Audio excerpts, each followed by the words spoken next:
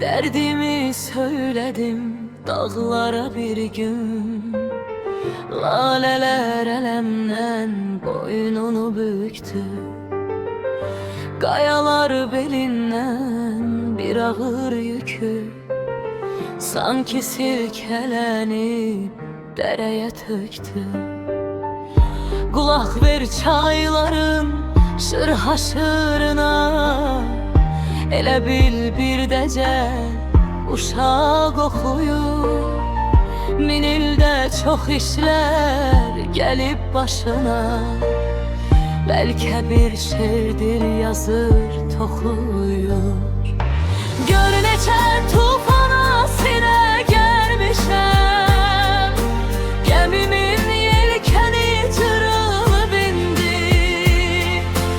Aramda isladım dağda sərmişəm, quruyan o köynək sənindi indi.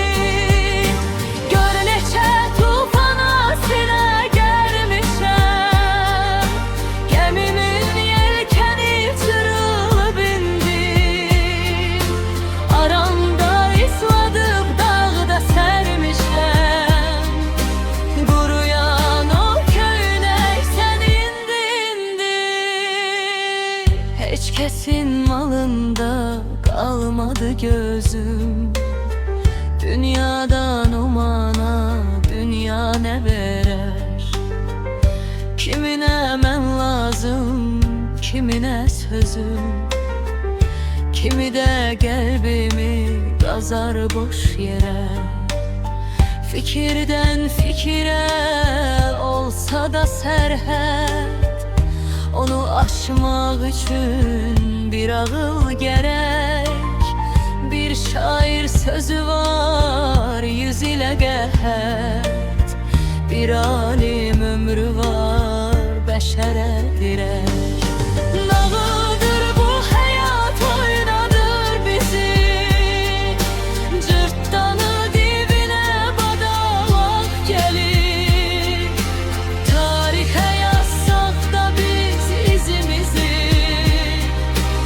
əzəli kədərdir sonu gülməli.